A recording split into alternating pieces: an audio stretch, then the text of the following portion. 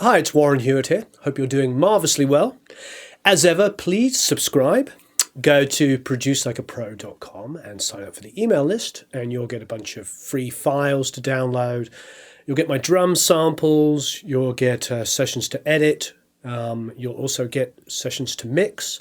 You'll get some files to practice on. Plus, you'll get access to the Vimeo account where there's some other free videos and competitions. As always, we're running competitions, so whatever competition is currently running, you'll be able to enter.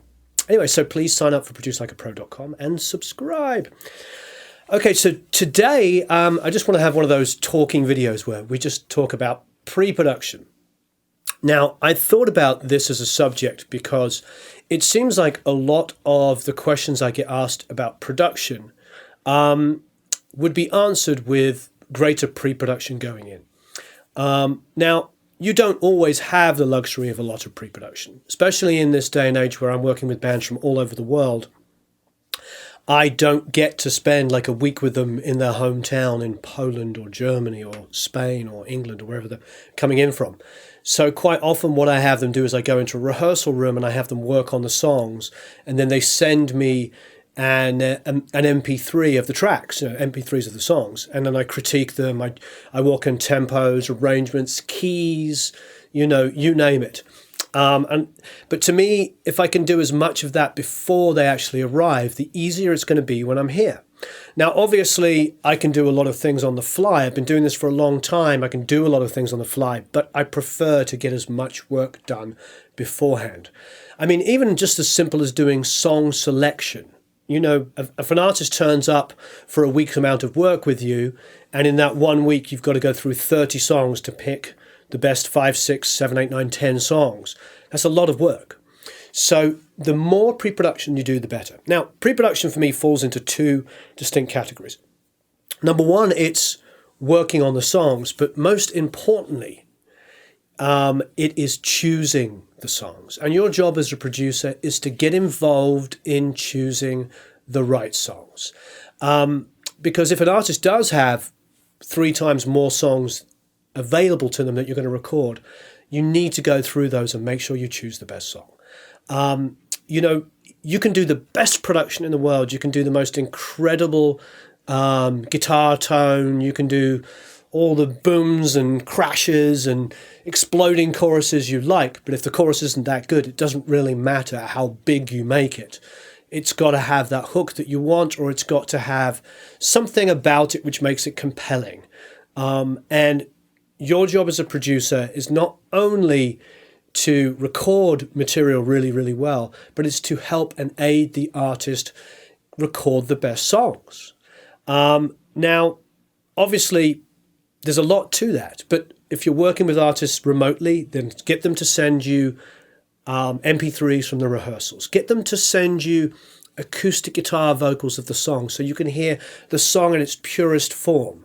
And, because sometimes bad demos make it worse for you to hear the song. When I get asked all the time, about do I want to hear the demos? I say, of course. And they go, well, give us a couple of weeks and we'll make some demos. I'm like, no, don't do that. Don't spend 2 weeks going into a studio recording demos. Just go into a rehearsal room and throw up a stereo pair of microphones and record the live band rehearsing.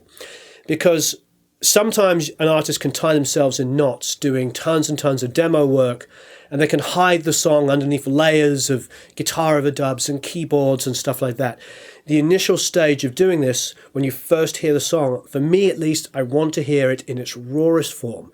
An acoustic guitar vocal, a piano vocal, a loop vocal, whatever it is that's the purest essence of the song. And then have the band go in, once you've got the arrangement right, have the band work on it. Or if it's a solo artist, of course, that's probably all you're going to get is a vocal and acoustic. But pre-production. Song selection, number 1, select the right songs. Number 2, get the tempos, get the keys, and get the arrangements together. And whether that's doing it remotely or it's doing it one-on-one, if you've got where you live, if you have in your studio a large enough live room a band can rehearse in, or there's locally a rehearsal room, go down, 2 or 3 times a week and see the band rehearse. What I did recently with Robert John and the Rec is they rehearse miles away from me, like 60 or 70 miles away. And what I would do is I went down to one rehearsal, they ran through the set, we picked a couple of songs to work on, we worked specifically on those songs. I then let them rehearse on their own on all the ideas that I'd given them, and then I went back and checked on those ideas, and then worked on some new songs and gave them new ideas for that. And we did that over about 3 weeks, and I only had to go to rehearsal 3 times for 2 to 3 hours each time. So it's not a huge amount of commitment, but it's worth it because you can go in there and you can work with the band on the ideas of the song, the drum patterns, the arrangement, whatever it might be, the keys again and tempos. Have them work on it, give them a couple of days to practice it, and then come back and see the results. And if you're good, move on and choose other songs. But I'm telling you, I have learned so much from watching others. At my old rehearsal studio that I co-own, Rick Rubin would come in and do pre-production. And he would come in and do pre-production with the Chili Peppers for months on end.